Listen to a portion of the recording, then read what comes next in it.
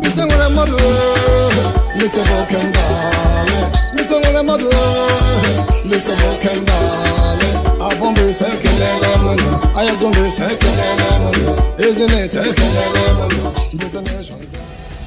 Mbaise Nwere Madu.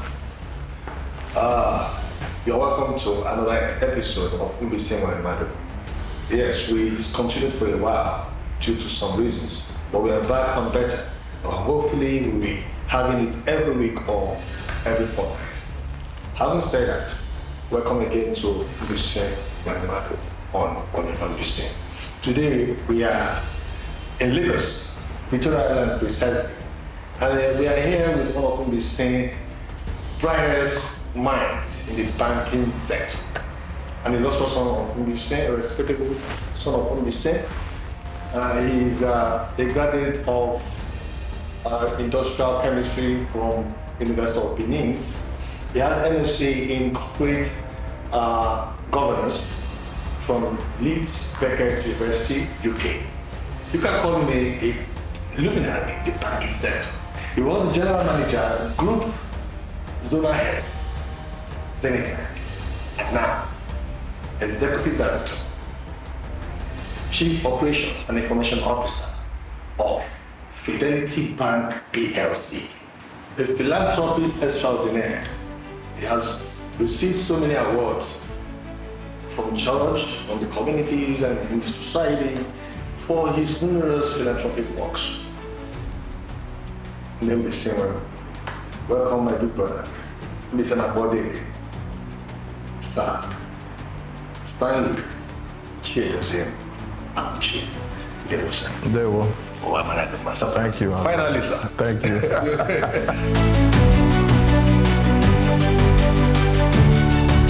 I always wanted to interview you. Yeah. Because you give an Mbaise, most times you're always running off.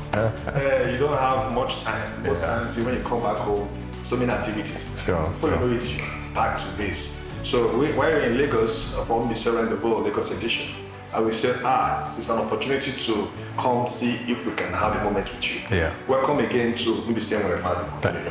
Thank you, my good let's brother. get to know you, sir. I'm trying to do a quick summary of the profile. Yeah. I may not have done justice to that because I've read your profile and it's quite extensive. So, you give me the Onyonyo Onyonyo. That is from your background. And then the same Onyonyo. So people don't have they have to gesticulate or say anything or try to imagine what it could be. So it's coming from the horse's mouth now. Sure. To tell us who is Sir Stanley Amuchie. Okay. Thank you, my brother. Again, I just want to actually make a legi for the work you're doing to Iwe for Mbaise, to the whole world, through the media, because that's a very important way of it goes in the Mbaise. And by so doing, and we have especially major Mbaise, that's a platform to bring it up. If of the pandemic Mbaise, Mbaise, all through this means. So intro about me, I want from Mbaise, Mbaise, girls school, primary school, secondary school, Mbaise. Went diagram na Okovo Secondary School, Urban Ngor class 5, 1987. Come see na Mfora school na Okovo Secondary School. So rule 1989 can we try admission to study Ego Industrial Chemistry na University of Benin. So just a little bit of how life Ndo. So I got Benin from that year, through 1993, Ngor Industrial Chemistry, and by God's grace, we came out in flying colors, making first class in industrial chemistry, in a course that, most times, I think I made that first class after like 10 years that nobody ever did, or thereabouts. For me, those were very important 4 years of my life. And I think we did well. I was a university scholar for most of the years. And being a university scholar, you're the best in your set. So the university used to honor us at every graduation ceremony. So they invite scholars. You must be, I think you make a minimum of B plus in all the courses. So most times you target A plus, A and all that, So that was for me, it was 4 years of hard work.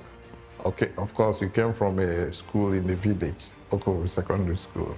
Now you're meeting people from different schools, maybe with better teachers, better arrangement for the schools, and they learned better in those days. But I think we needed to compete with those kind of people, and it was good that went there, and by God's grace, we were able to do well, So I came out with first class 1993, served in Benue State, Benue Cement Company then.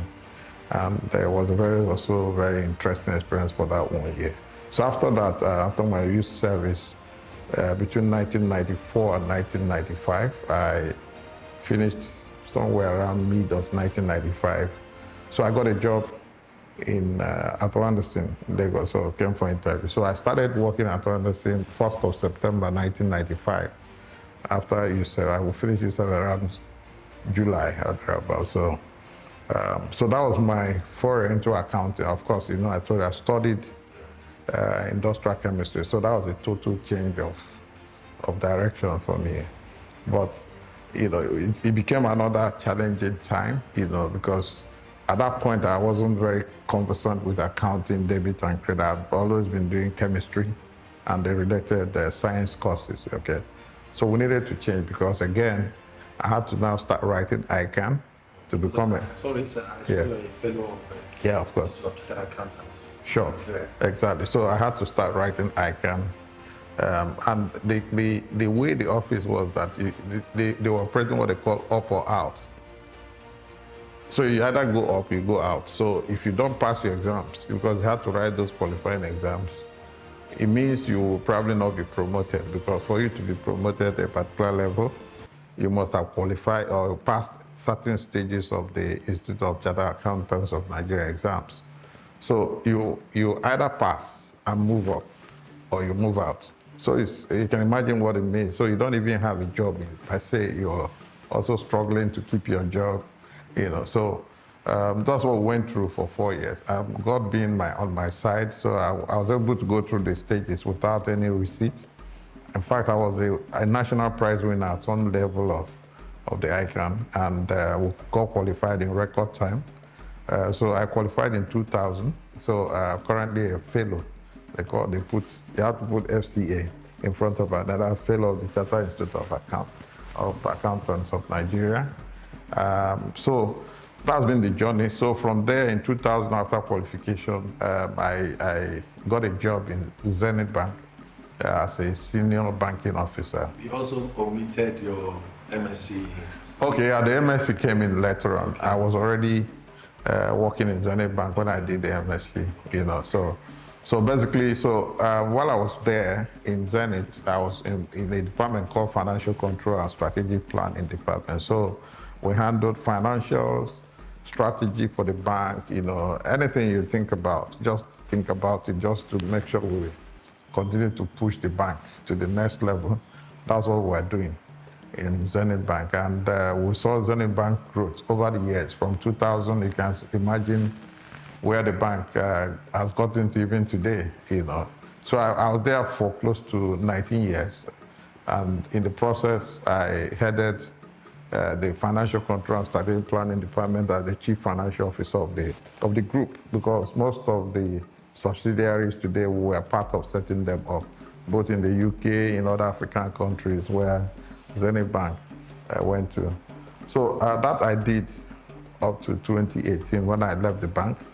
At some point in my career, I also headed, when you mentioned group zone, I had sales team of a particular zone, So I had a lot of duties I was doing there at that moment, So eventually I left. I had a foray into public, trying to serve our people, So that's why I left sometime in 2018.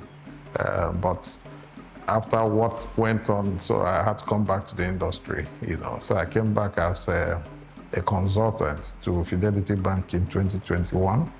So that I did for 1 year, after which I was appointed to the board in 2022, January, or thereabouts. So that's where we are today as the head of our IT and information systems and operations.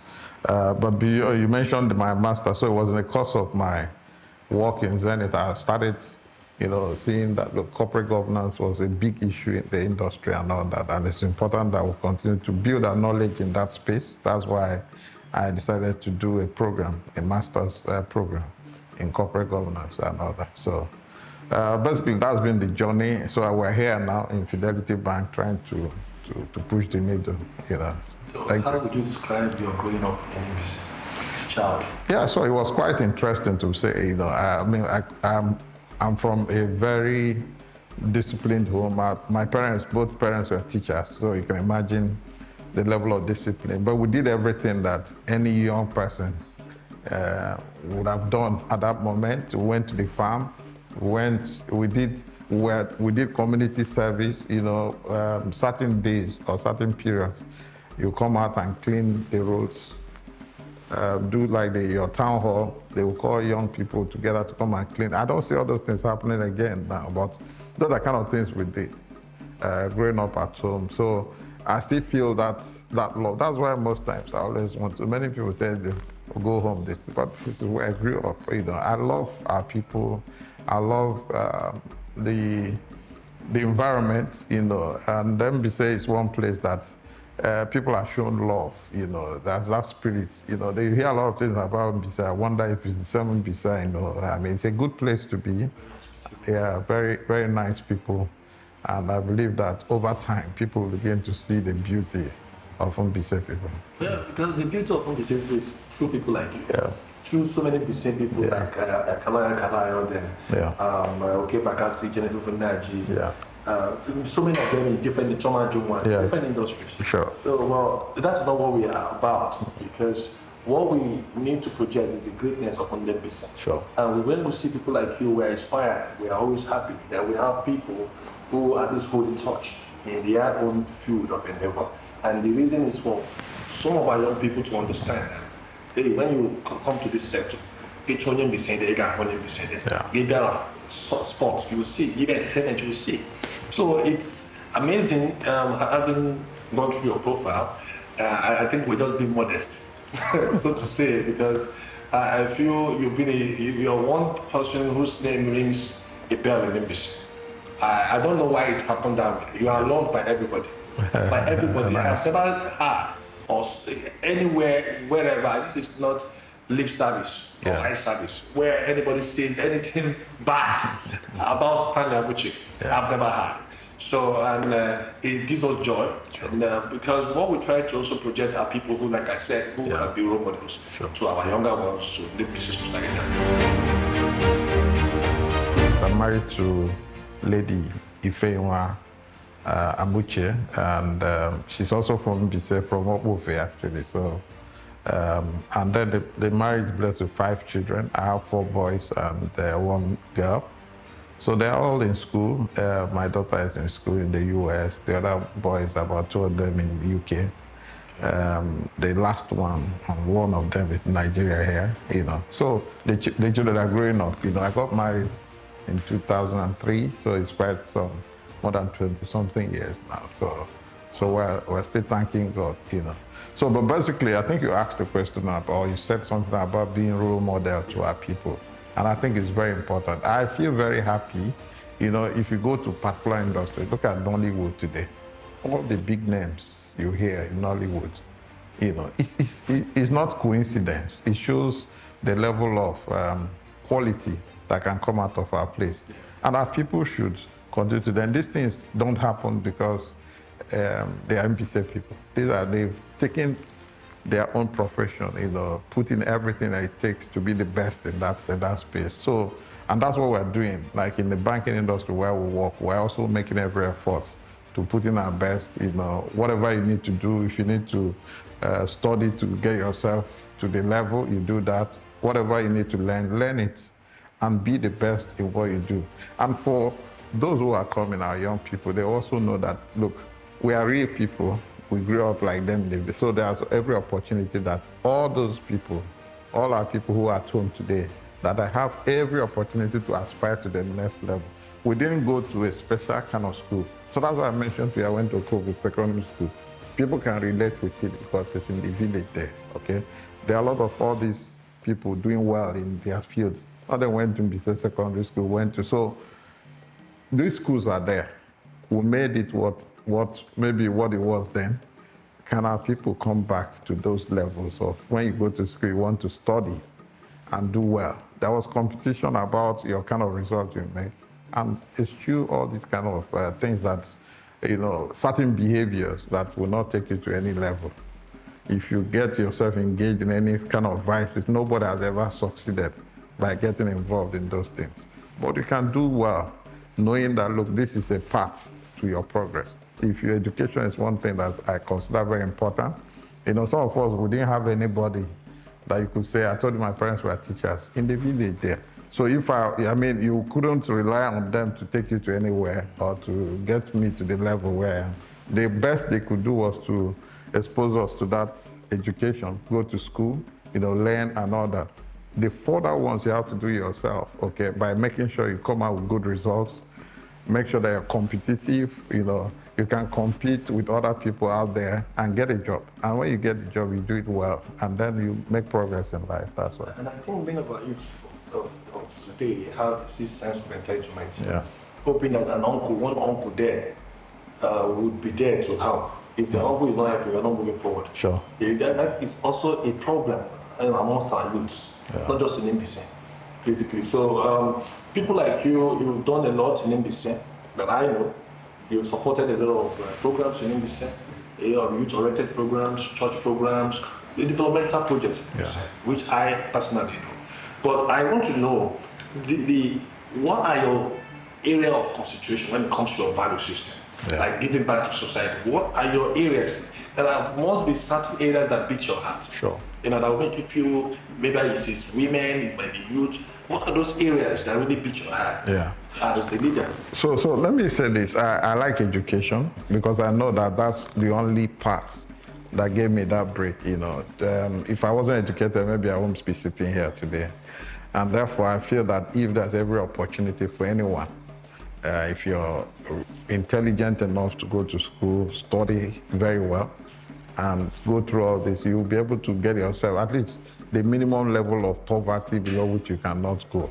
Do you understand? So that's a part to breaking away from those poverty shackles. If you're well educated, if you go to school, there's every opportunity for you to, because there are certain jobs that are meant for educated people. So if you're not there, you probably won't get it. So that helps. So I'm always very happy to support people in that line. Another part is health. Health is wealth. If you're not healthy, if you're not alive, all the aspirations gone. So, supporting people through interventions in health-related issues for me is very important. And then you talk about empowerment. Empowerment for the young people. There are certain things I don't believe in. In all this empowerment, you buy Okada for a young person to be riding. These are not sustainable kind of empowerment. So I want our youth to go to school. Go to school so I get good jobs. If there are jobs that people are qualified for, and I'm aware of where those jobs are, I will try and look for them to do those jobs. I don't like all this makeshift. I see a lot of empowerment with hairdressing equipment for women. These people didn't learn how to do it. So it's something we see from time to time. And I don't think that has taken people to the next kind of level. We should think about skills, capacity that people have, skills that can use to earn for themselves, not things you give them within a few days. Those things are broken down, they can't repair it, they can't change it and all that. So those are things that motivate me. But for the church, I don't think I would have been able to achieve anything without God, And for me, intervening in the church, just to continue to propagate the gospel of God, for me, it's something that gives me joy. And I believe that if people are able to understand that we cannot outgive God, so the little we have, let us also use it to support the work of God, because we believe in God, and that God is the one that designed our life. and has helped us. We are not better than a lot of people.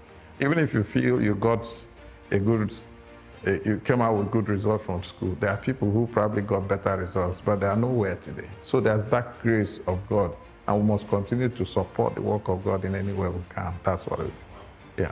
Okay, so how would you describe Sir Stanley Amuchie? In few words, Yeah. your person, how would you describe Sir Stanley Amuchie?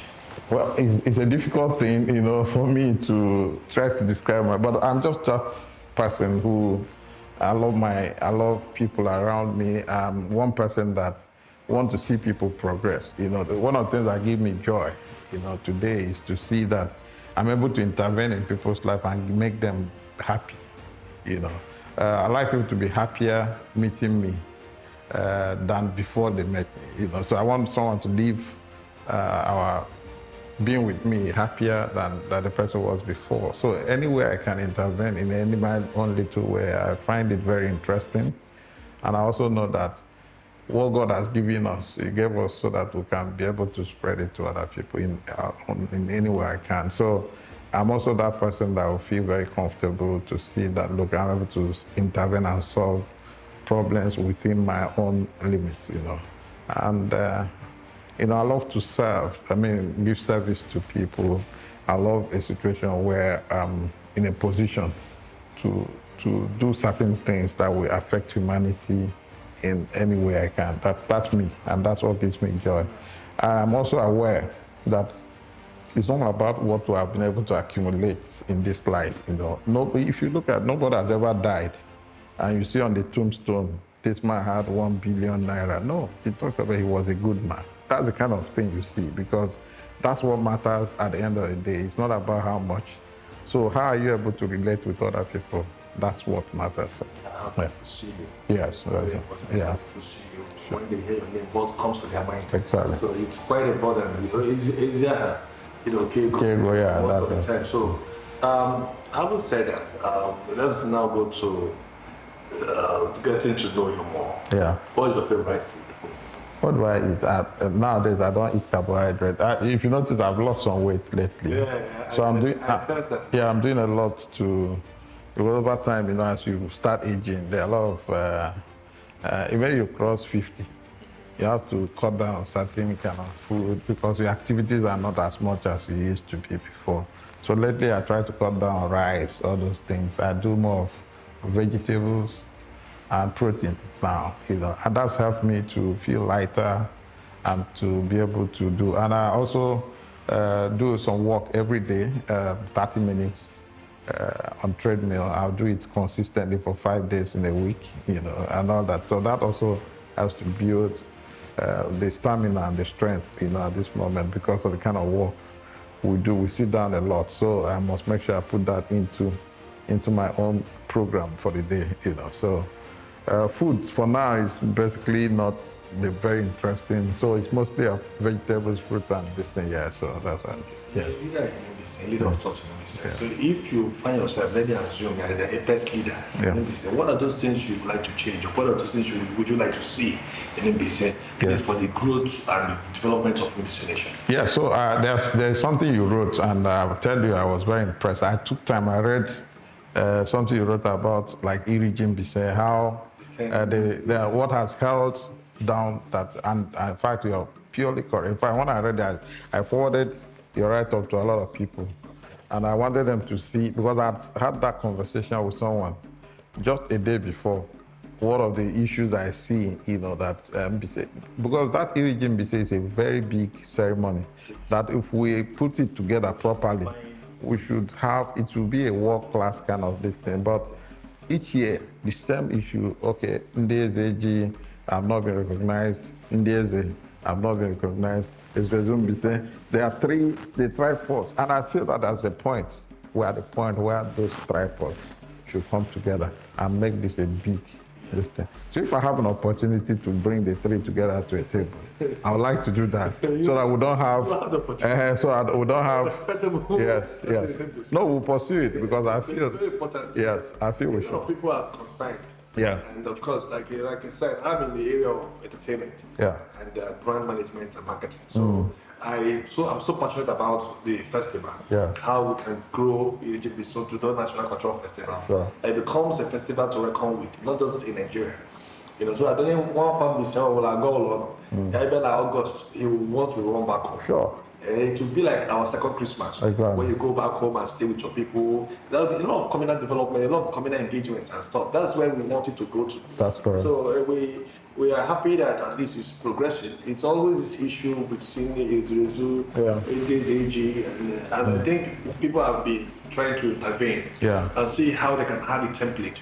Like we always suggested a Iri-Ji Mbaise conference, where stakeholders can come have a discussion about Iri-Ji Mbaise. They will draw up a template, so next year they won't ever have issues. The areas of responsibility for JJ. Everybody, yes. So there won't be any waste of time, delays, and stuff. And this issue of starting late most of the time. Corporate bodies have time. They can't get involved. And you have to make it in a way that people will see value. For people to people don't throw money at trouble. People will bring in their money when they feel that this is well organized, So you can't start now, one party will write petition or say they're not part of it. So I feel that there must be a way for all the three parties to be on the table. So if you want to select committees, let them be part. All this will bring this number of people. I will make professionals. Yes. You don't need to have focus committees. You also get professionals. To run it. Sure. I've always suggested there must be a way that I just know it's all the process. I see we all have to win it. I go sometimes. Yes. So we understand all that. So another thing I think I will come back to, because you asked me a question about what I want to see in Mbaise. One of the things I keep telling people, there are certain notions about Mbaise people. Maybe some of them are positive, some are not. But basically, I always blame it on the fact that we've not had a lot of government presence in Mbaise. The only presence you have schools, But when you have government establishments where people come, or even companies, industries, where people come from other parts of the country to live and work in Mbaise, people would then appreciate the level of hospitality that Mbaise people can give, But because what you see happen today is that Mbaise people are the ones going out. So if you go to where you have a lot of them are back and other places, so they leave home and go to other people. And when you are, a lot of a particular kind of people are within a space, sometimes it becomes a bit of friction with those who are on the place. But I want a situation where Mbaise will have a lot of government presence, industries, or, things that will bring people to Mbaise. Then, it will change the color, it will change the perception, it will change the way people will want to relate to Mbaise. They will see that Mbaise people are people who love visitors, who welcome visitors, who are ready to collaborate and work with people and all that. So I want to see all that happen. And only that brings a lot of development to the place, bring people and interaction and open up the space for a lot of other businesses. Those are the kind of thoughts I have. And ideas, initiatives in this line, like the medical, the grand Medview. Yes. Was it last year? Yes. There was groundbreaking. Sure. Medview. These are kind of the projects you're talking about. Exactly. The University of Mbaise, such. So those things, when they come, for instance, if you have University of Mbaise, have Medview, banks will be the ones. When I hear people going to, because I work in a bank, they say bring bank here. Banks don't come, because there must be business that will bring banks. If there are businesses like universities, all those kind of things, banks will be the ones struggling to get themselves, because you want to go where the businesses around there can support you opening a branch. I will not say go and open a branch where you have nothing happening. The branch will be a loss-making branch and people will lose their jobs by working there. But these are businesses that will come. You see banks, you see hotels, because there are other businesses that follow them. And that's how a place develops. Okay, so as you said, that Medview is a good one. University, these are good projects that can bring more people into the city, and then things will get a lot better. Wow. Yeah. Okay, we hope for the best from this initiative. Yeah, sure. People like you and people who are so concerned about this initiative Or the neighbors IG. Yeah, of course. That's our place. So we our can't but be concerned about the development of Mbaise. Yeah. So now I want you to just a quick word to Mbaise youth, especially out there. Yeah. You know, your advice to youth out there. Yeah. And what how to do with maybe success habits or how they need to behave to achieve their potential, basically. Sure. So it's just being diligent. I like people, our young people should run away from vices. Vices, that has never helped anybody. Never. In most instances, when you start getting involved in those things, it's just a very fast way to your destruction. And we need to mention those vices. Yes. Please. So vices will include, you see people taking hard drugs, getting into all manner of drugs, both weed or the one they smoke, the one they take, all those things. Those are not helpful to anybody. They should even think, who do they know that has gone through that path and eventually becomes successful in life? It doesn't work that way. Okay, so let our people, even because this thing called training, you have to train yourself first. No matter what people tell you, you're the one within your mind to tell that there are certain lines I don't want to cross because it will impact me going forward. So if our young people can begin to look at that, and let me tell them, they can be anything. They can be most of them will become governors, become president, medical doctors, professors, if they follow the right path. So it's very important that we keep telling them now that those other paths leads to nothing, but the right path is what leads you to greatness, okay? So it's very important because if we don't get it right at those levels, they're going to produce criminals at the end of the day, people who they will grow up becoming nothing. At the end of the day, they will get into that path of destruction. That's what I wouldn't want our people to go through. And also know that hard work pays. If you work hard, go through it may look very painful at those as you go through it, but it will always pay off at the end of the day. They don't not lose hope. There's nothing like quick money. You don't make money with all this quick money. It doesn't help. Getting into different groups, or they call it associations, or very things that will not lead to anybody to anywhere. We say people are known to go to. We have a lot of reverend fathers, all those pastors and all that. So that means we believe in God. Let us continue to hold fast to God and leave all these other things that are here happening. Yeah. So if you combine education, because of course most the education we see was the religious organizations that brought education just to enlighten the mind of people. So if we do all that, I think it will help our people growing up. And then as we keep doing that, then our Mbaise people from whichever ability you have, whatever opportunity you have, remember home. Let us try and support the young people to be able to get to at least where we are, or even surpass what we have done. So if you walk in a place today, you're from Mbaise, and you know there are young Mbaise people who are qualified, and your organization is looking for this thing, please open it up to them. Let's have a lot of our people in different places. That's what growth means. If everybody is growing together, as I always say, a candle loses nothing by lighting other candles. If we have candles in Mbaise, burning candles, light many other candles. Get these young people, support them to grow, and that's what I feel we should be doing. Let's talk about your foundation, Good Foundation. What was the inspiration behind that, and what was their focus? Yeah, so basically, Good Life Foundation I just needed a coordinated platform to be able to do a bit of the things I would normally do on my own. But I felt that because I work, there are a lot of things, so I just pass it. There are a lot of things Good Light has done and continues to do. But I try to keep it very quiet. I'm not going to be shouting on top of the world. This is what. It's not just in this sense, because he's broader. Everywhere, even in Lagos, there's nowhere we have not intervened. If we see situations where we have the ability to, we'll get that. Especially for humanity. Humanity, most things like we've had to provide accommodation to people who are in very difficult situations. They don't have anywhere to live or sleep. So we've done that. We've intervened in health, we've intervened in education, we've intervened in security, like the police area command. It was built by Good Life Foundation. Oh, yeah, the one in Over, yes. It was built, equipped, everything you see there, even vehicles we bought, So we did all that, and the Imo State Police Band was sponsored. They didn't have a police band in Imo State. Imo State? Imo State Police Band. We set up a full-fledged band with equipment. We spent close to, I can't mention, but a lot of money,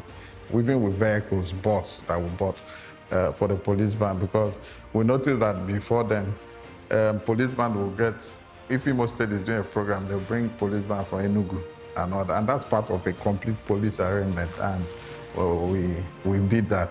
And then many other things that I will not count. So Good Life Foundation for me is a platform to help to intervene where we see opportunity to, and we have the ability to. So that's what it is. About Good Life Foundation, is it still in operation? Very well. So, where is the office located? Okay, so maybe not, we have an office, we actually have a place in Owerri, but you may not see Good Life Foundation. So most of the activities are not as structured that you have people, we've had people run it and maybe they didn't, the way they took it beyond or trying to make other gains out, and that's what I didn't want. So we've had situations where we wanted to run it in particular ways, but for now, if there are issues, we know how to organize and get to it. And the main thing is that we're solving the right problems. It's well-established organization, registered properly and all that. So we use it where the need arises for now, yeah. So let's come to Imo State. It's like Good Life Foundation is not just for Mbaise, it's not just for Imo State, yeah. It's, it's broader, it's just for humanity. Yeah. If you have opportunity to be a leader in Imo State, what changes would you like to implement in Imo State? Okay, well, I'll just mention when we made an attempt in 2018, 2019. Into politics, yeah. And the idea was to serve. Okay, so at that point I thought we had we had gotten good knowledge based on the experiences we had working for a bank. I see governance more from a business point of view. And as a business, if you run a business, the business must be profitable. Okay. So the profitability of public service is in the value you create for the people. So if people begin to see value, it's not as if you're going to declare profit like corporate organizations will. But the profit is that people feel that the government is answerable to them, that you're dealing with projects that will affect their lives positively and all that, So that's what our motivation was when we came up. That same motivation is still there, We've seen a lot has happened since then. The current government, and truly we've been very much from the banking side, very supportive of the current administration in Imo.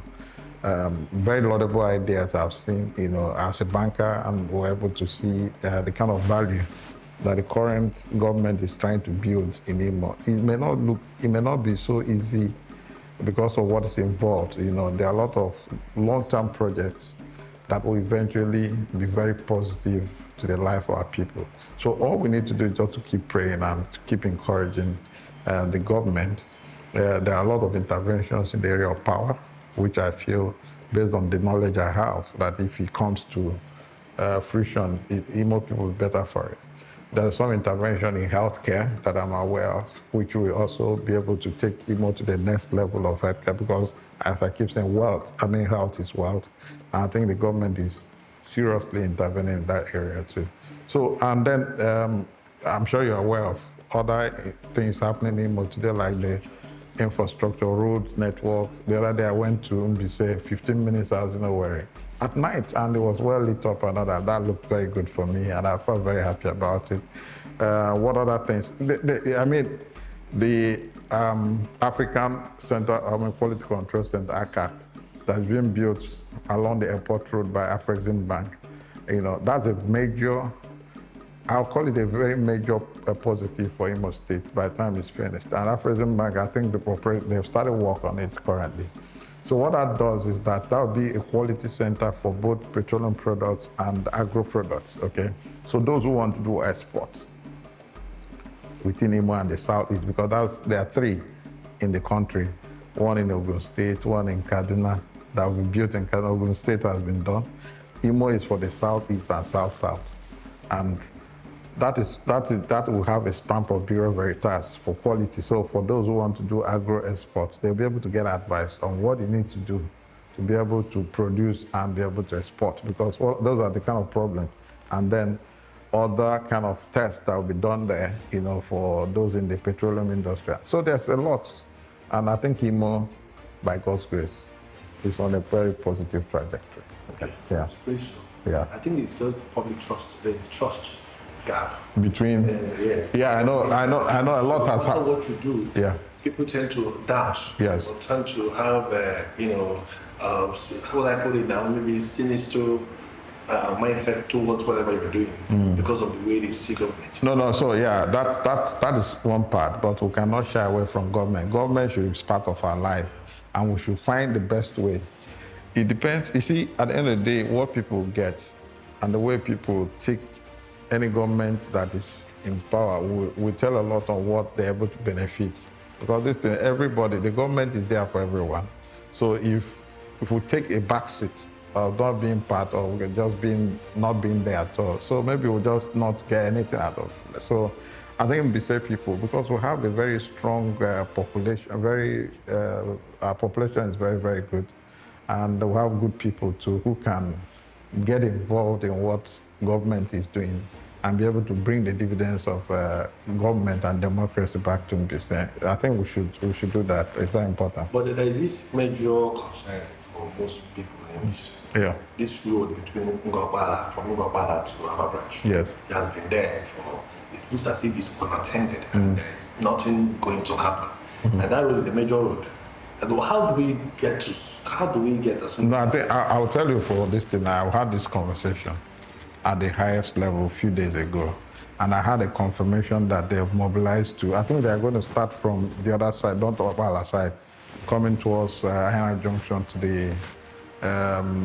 the cathedral, the Catholic.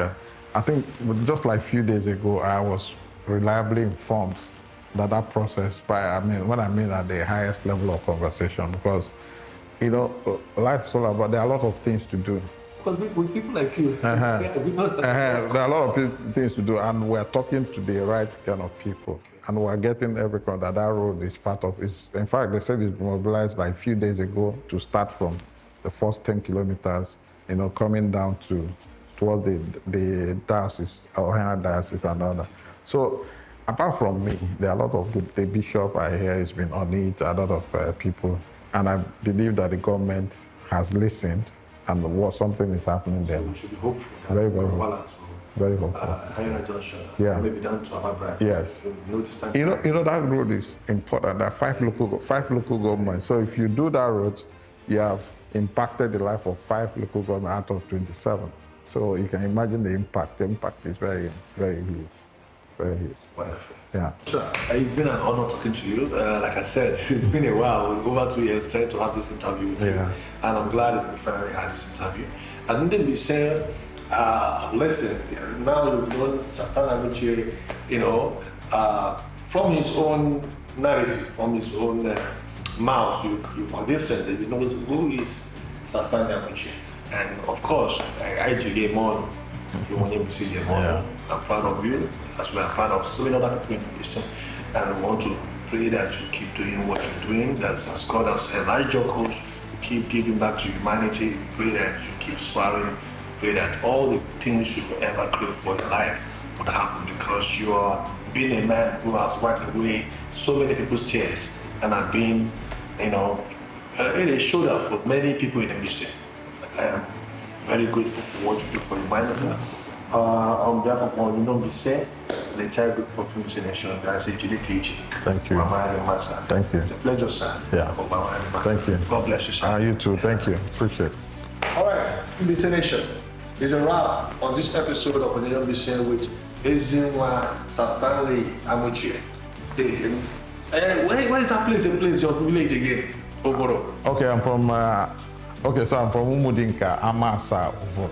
Umudinka, Amasa, Ovoro. Yes. Wow. So let me capture all of them. Amasa, Ovoro, yeah. So, Mr. Nation, now you know who is Sir Stanley Amuchie. on next episode of Mbaise Nwere Madu. See you. Keep doing what you have to do. Stay away from trouble. Stay safe. Bless you.